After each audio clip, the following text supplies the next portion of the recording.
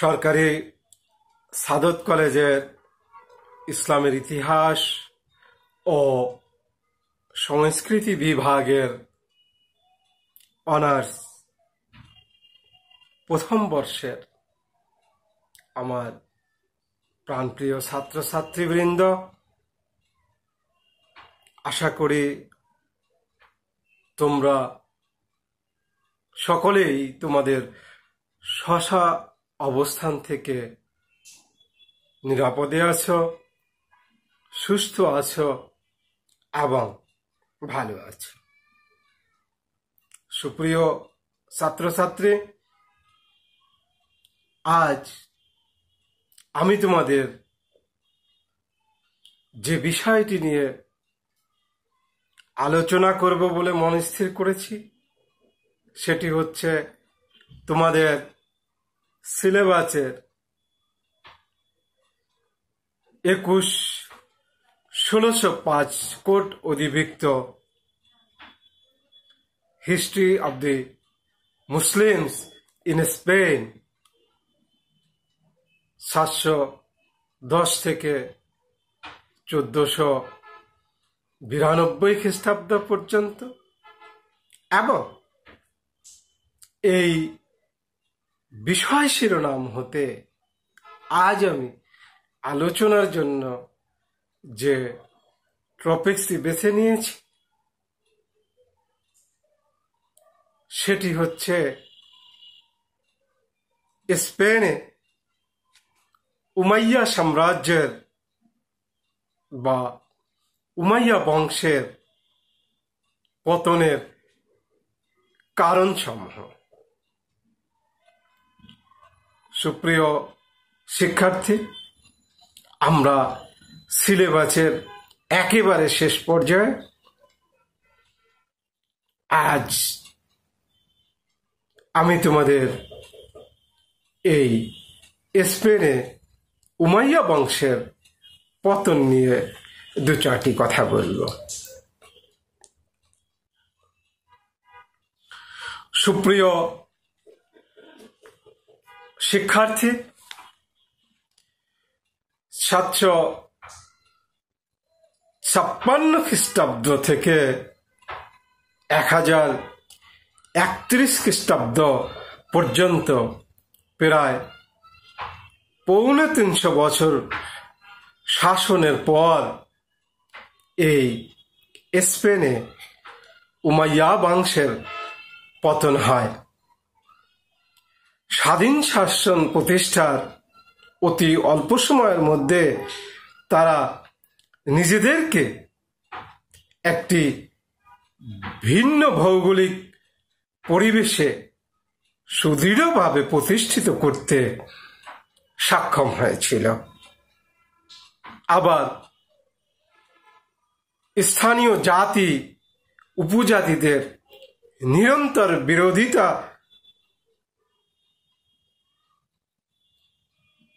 মুখে বিশ্ব ইতিহাসে তারা অত্যন্ত সুন্দরভাবে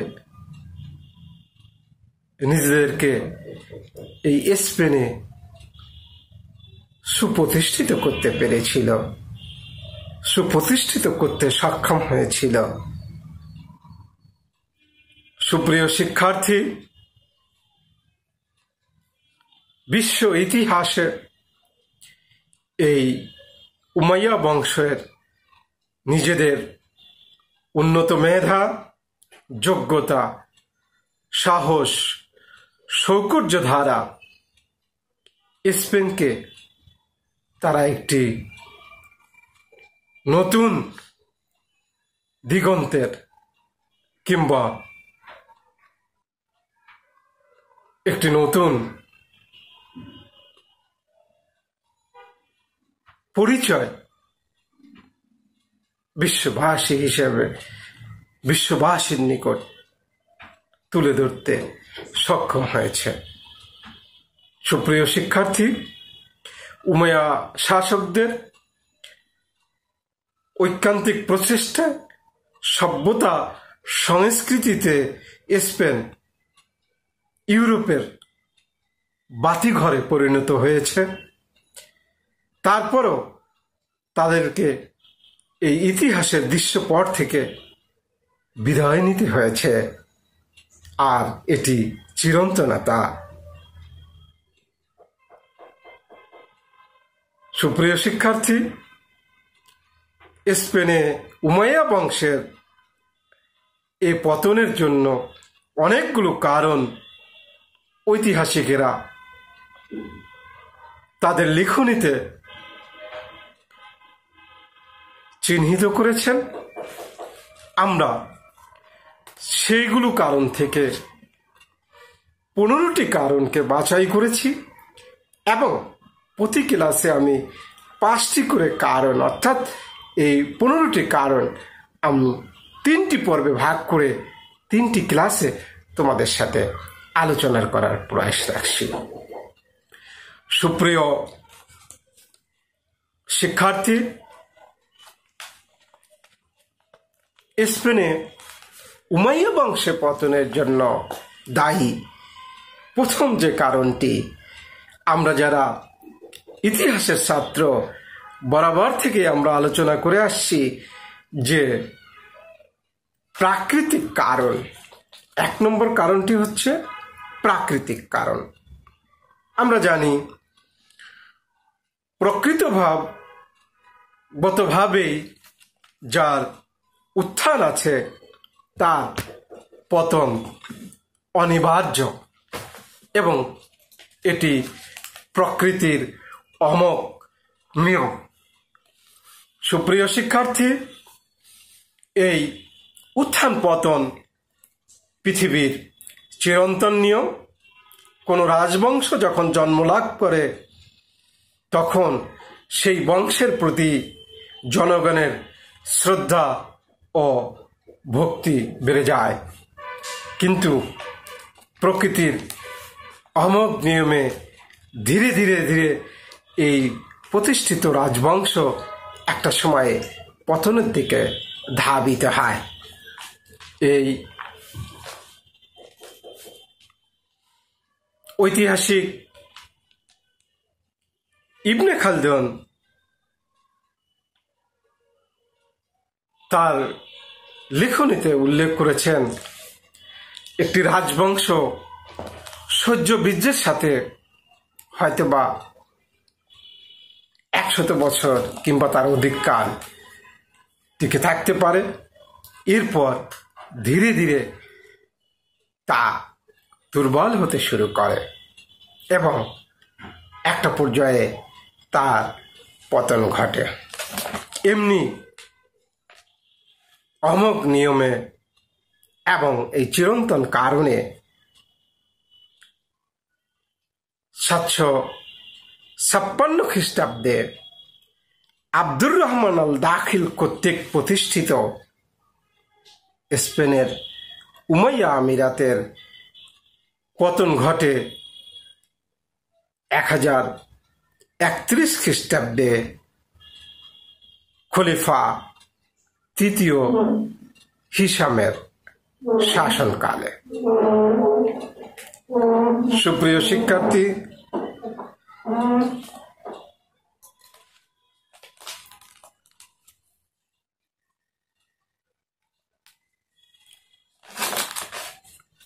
ঐতিহাসিক ইবনে খালদুন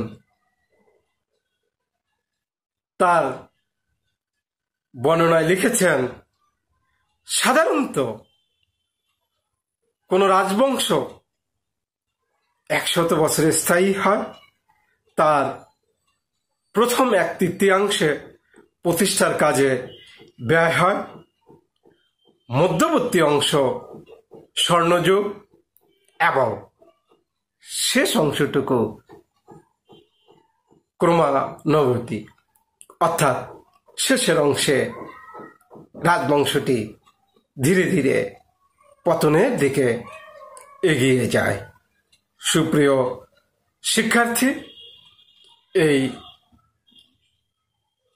স্পেনে উমাইয়ারা প্রায় 200 বছর কাল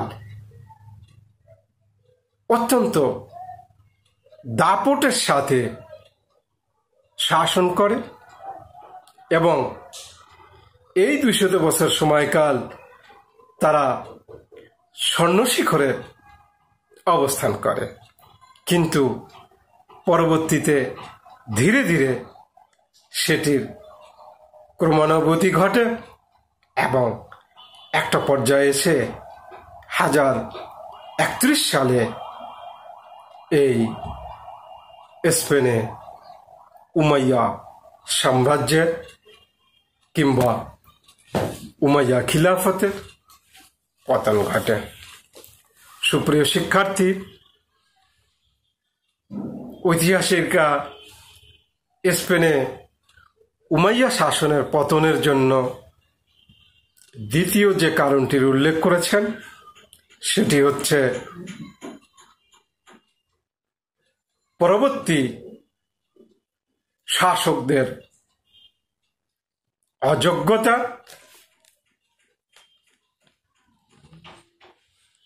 সুপ্রিয় শিক্ষার্থী, স্পেনে উমাইয়া বংশের মোট 19 জন শাসক শাসন কার্য পরিচালনা করেন।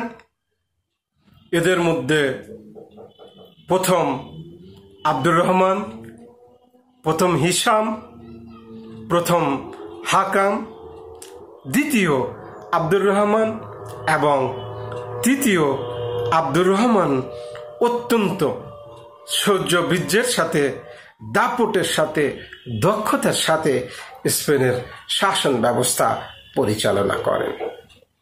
কিন্তু দুঃখের বিষয়, খলিফা তৃতীয় আব্দুর রহমানের পরে কিংবা পরবর্তী শাসকেরা এই পূর্বোক্ত শাসকদের মতো এতটা যোগ্য ছিলেন না।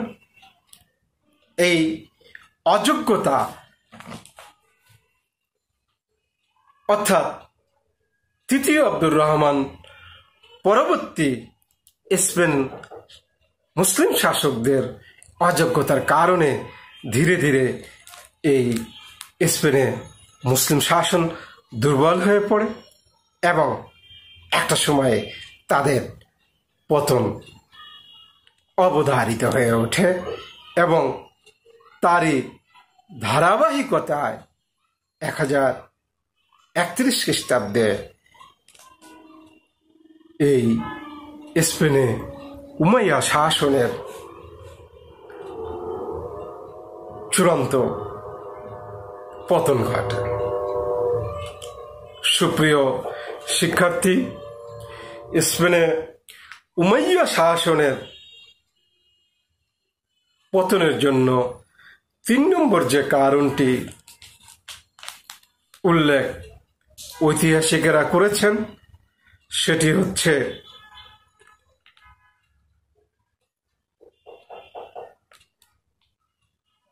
ভৌগোলিক কারণ। সুপ্রিয় শিক্ষার্থী, স্পেনের উমাইয়াদের পতনের ভৌগোলিক কারণও নিয়ামক হিসেবে দেখা যায়। মরুচারী আরবদের কাছে স্পেনের ভৌগোলিক অবস্থা ও অবস্থান সহনশীল ছিল না। নদী বিধৌত উপদ্বীপ ও শীতপ্রধান পাহাড়ি উত্তরাঞ্চল এর কোনোটিতেই আরবেরা অভ্যস্ত ছিল না, ফলে শাসন কার্য তাদের নির্ভর করতে হতো স্থানীয় জনগণ ও আফ্রিকান বারবারদের উপর, যেখানে স্পেনীয়রা কখনো বিদেশিদের সহ্য করতে পারত না এবং বারবাররা ছিল অস্থির মতির মানুষ।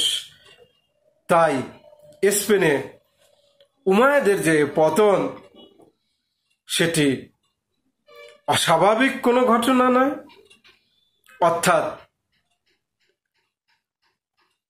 এই ভৌগোলিক পরিবেশ, ভৌগোলিক অবস্থান এটিও স্পেনে উমাইয়াদের চূড়ান্ত পতনের জন্য বিশেষভাবে দায়ী। সুপ্রিয় শিক্ষার্থী, স্পেনে উমাইয়া সাম্রাজ্যের পতনের জন্য দায়ী 4 নম্বর কারণটি হচ্ছে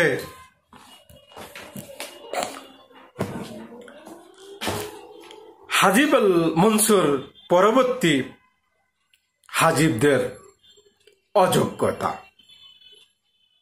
সুপ্রিয় শিক্ষার্থী,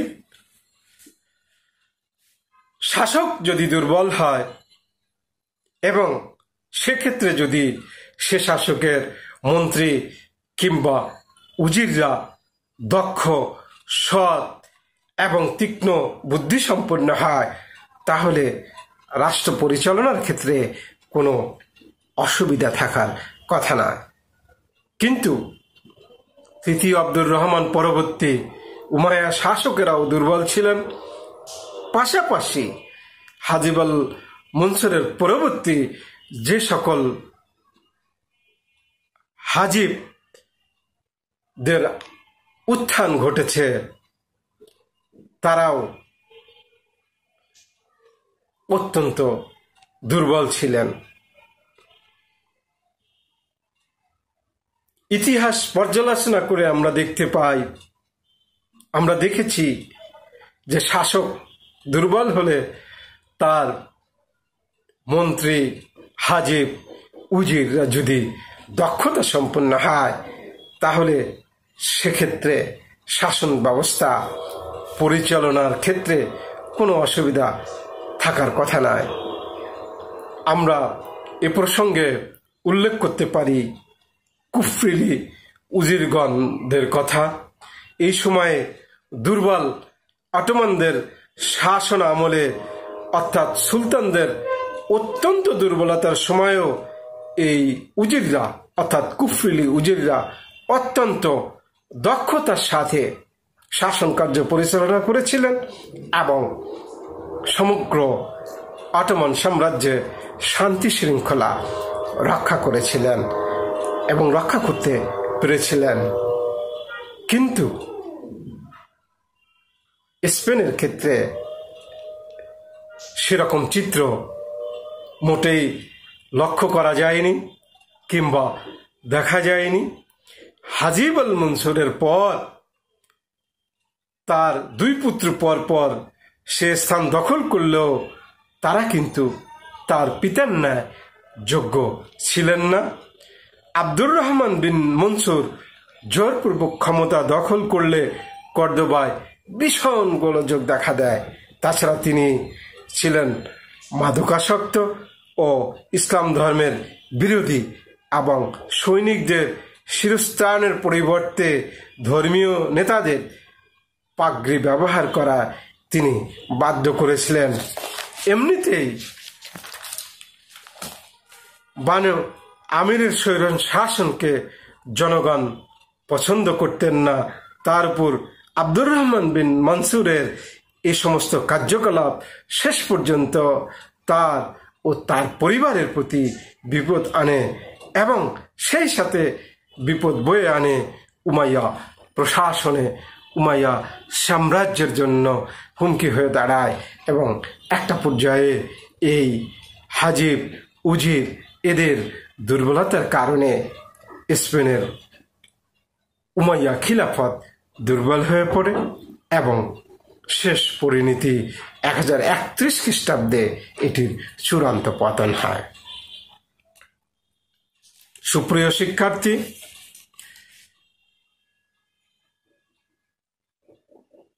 স্পেনে উমাইয়া সাম্রাজ্যের পতনের জন্য পঞ্চম যে কারণটি দায়ী সেটি হচ্ছে খলিফাদের কিংবা শাসকদের নৈতিক অধঃপতন।